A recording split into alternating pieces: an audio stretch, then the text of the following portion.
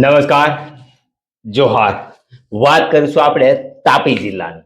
તાપી જિલ્લામાં ન્યાય આપો નહીં તો આંદોલન ના સૂત્ર સાથે વાલોડની મહિલા સરપંચના સસ્પેન્શન સામે આદિવાસી સમાજ લાલઘૂમ થયું. તાપી જિલ્લાના વાલોડ ગ્રામ પંચાયતમાં મરેલા કૂતરાનો નિકાલ માટેના ખર્ચ મામલે મહિલા સરપંચને સસ્પેન્ડ કરવામાં આવ્યા. નિર્ણય બાદ સમગ્ર પંથકમાં ભારે રોષ ફાટી નીકળ્યો ને વહીવટી તંત્રની કાર્યવાહી સામે આદિવાસી સમાજ, ગ્રામજનો અને સ્થાનિક આગેવાનો એકજૂથ થઈને જિલ્લા વિકાસ અધિકારીને મળ્યા. આવેદન પત્ર પાઠવ્યું અને 7 દિવસનું અલ્ટિમેટ આપ્યું કે જો 7 દિવસની અંદર આ મહિલા સરપંચને ફરી પાછી ફરજ પર લેવામાં નહીં આવે તો ઉગ્ર આંદોલન કરશું. ગ્રામજનોએ આક્ષેપ કર્યા છે કે પંચાયતના નાણાકીય વ્યવહાર તલાટી કમ મંત્રી કસ્ટોડિયન તરીકે જવાબદાર હોવા છતાં માત્ર મહિલા સરપંચ વિરુદ્ધ કાર્યવાહી કરવામાં કેમ આવી, જ્યારે આ સંબંધિત તલાટીઓ સામે કોઈ પણ પગલું ભરાયું નથી. ગુજરાત પંચાયત નાણાકીય નિયમ મુજબ તલાટીની ચકાસણી અને સહી વગર કોઈ પણ ચૂકવણી શક્ય હોવાનું જણાવી તંત્રની બેદારી નીતિ સામે સવાલો ઉઠાવવામાં આવ્યા. ગ્રામજનોએ વધુમાં જણાવ્યું કે અગાઉ બાજીપુરા ગ્રામ પંચાયત અને અંધાત્રી ગ્રામ પંચાયતમાં આવી જ ભ્રષ્ટાચારના કિસ્સાઓમાં પહેલા તલાટીઓને સસ્પેન્ડ કરવામાં આવ્યા અને ત્યારબાદ સરપંચ ઉપર કાર્યવાહી કરવામાં આવી. ત્યારે વાલોડ કેસમાં માત્ર મહિલા સરપંચને જ નિશાનો બનાવવામાં આવ્યા હોવાનું આક્ષેપ લગાવવામાં આવ્યો છે. હું વાલોડ ગ્રામ પંચાયતનો સભ્ય, સિનિયર સભ્ય બિલાલજી બાંગી. અમે લોકો વાલોડ ગામમાંથી ગામ લોકો જે આવ્યા છે એ અમારા જે સરપંચ છે એને સરપંચને અહીંયા હોદ્દા પરથી, વાલોડ સરપંચ પરથી હોદ્દા પરથી એ લોકોને દૂર કરવામાં આવ્યા છે. એના માટે અમે એક આવેદનપત્ર અહીંયા આપવામાં આવ્યા હતા કે ભાઈ ગામ સભાનો ઠરાવ છે, સામાન્ય સભાનો ઠરાવ છે, તેને પણ આજ્ઞા નથી રાખીને એ લોકો જે સરપંચના હોદ્દા પરથી દૂર કર્યા છે એના વિરોધની અંદર હવે જે બિલો જે આગલી બોડીના જે સરપંચ હતા તેના પણ છે અંદર મૂકેલા, તો તેને પણ આ જ બોડીની અંદર ગણી લેવામાં આવ્યા છે અને બધો દોષનો ટોપલો સરપંચના માથે ચડાવી દેવામાં આવેલો છે.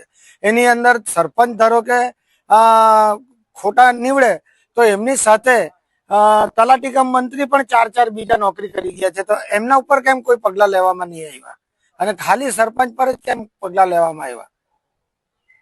એક તરફી કાર્યવાહી જેવું લાગે છે, જ્યારે આજુબાજુના ગામોની અંદર ગેરરીતિ થઈ હતી. હા, એક તરફી તે સમયે શું કાર્યવાહી હતી? એક તરફી એ લોકો કાર્યવાહી કરી છે એવું જ લાગે છે કે આગળ પણ આવી રીતે જયારે કોઈ બીજા ગામની અંદર દાદરિયા કે એ બાજુ જે આવી વાત જયારે થઈ તો ત્યાંના તલાટીઓને પણ સસ્પેન્ડ કર્યા, અંધાત્રીના બી તલાટીને સસ્પેન્ડ કર્યા, વાલોડના કેમ કોઈ તલાટીઓને સસ્પેન્ડ નહીં કર્યા અને ડાયરેક્ટ એમણે સરપંચશ્રીને સસ્પેન્ડ કરી દીધા? તમારી શું માંગ છે? અમારી માંગ એ છે કે આ સસ્પેન્શન ઓર્ડર કેન્સલ થાય અને બેનને પાછા દિન 7 ની અંદર હોદ્દા પર પાછા ચાલુ કરે, એ અમારી માંગ છે. નહીં તો પછી અમે ગાંધી ચિંધ્ય માર્ગે આંદોલન કરીશું. ડીડીઓ દ્વારા શું જવાબ આપવામાં આવ્યો? ડીડીઓ સાહેબ તરફથી જવાબ અમને આપવામાં આવ્યો કે ભાઈ જેવી રીતે બેન પર કાર્યવાહી થઈ છે એવી રીતે અમે તલાટીઓનો પણ એના પર બી કાર્યવાહી કરીશું અને બેનને અત્યારે અગર એના માટે એ કરવું હોય તો કોર્ટમાં જઈને સ્ટે લાવી શકે છે અને ગાંધીનગરથી એમની અપીલની અરજી કરી શકે છે. સસ્પેન્ડ કરેલા સરપંચ વિજયાબેન નાઈકે આક્ષેપ કર્યા છે કે વર્ષ 2021-22માં જે ઉપરોક્ત બિલના આધારે કાર્યવાહી કરવામાં આવી છે એ સમયગાળામાં અન્ય કાર્યકારી સરપંચ સત્તા ઉપર હતા. તેમ છતાં જૂના સમયની ગેરનીતિઓના બિલો કાઢી વર્તમાન મહિલા સરપંચને ઉપર ઢોળવામાં આવ્યા છે અને જણાવવામાં આવ્યું છે કે 20,000ની વસ્તીવાળું ગામ વાલોડ ગ્રામ પંચાયતમાં વર્ષ દરમિયાન અંદાજે 1.14 એટલે કે 1,14,000 જેટલાનો ખર્ચ કઈ મોટી રકમ નથી એવું પણ સરપંચ જણાવી રહ્યા છે. કર્યા ને સસ્પેન્ડ કર્યા એની અંદર ગ્રામ સભાના ઠરાવથી લઈને બધી જ વસ્તુ છે બરાબર. તાલુકા અધિનિયમના આધારે ગ્રામ સભા સૌ બધાથી ઉપર છે, સૌ કરી છે બરાબર. ત્યાર પછી આ બેનને આ વાઉચરો જેના પર બેનના સિગ્નેચર વહીવટા તો વધારે કરતા તો તલાટીનું હોય ને જવાબદારી, તો ડાયરેક્ટ તમે બેનને પેલા જવાબદારી તલાટીની વધારે હોય. નહીં ને, પહેલા પંચાયત અધિનિયમ હેઠળ હોય ને સર. પહેલા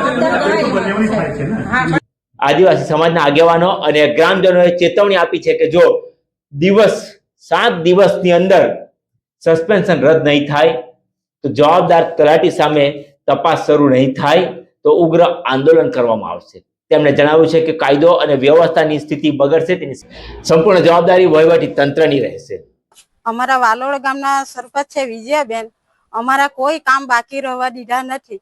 એને જોઈ હોડીને ખૂણે ખાતેથી અમારા કામ કર્યા છે ને આજે અમારા સરપંચને સસ્પેન્ડ કેમ કરી દીધા એના ખાતર અમે અહીંયા આવ્યા છે. એના પાછા સરપંચમાં અહીંયા અમારા વાલોડમાં લઈ તો અમે સારું નહીં તો અમે આગળ વધશું.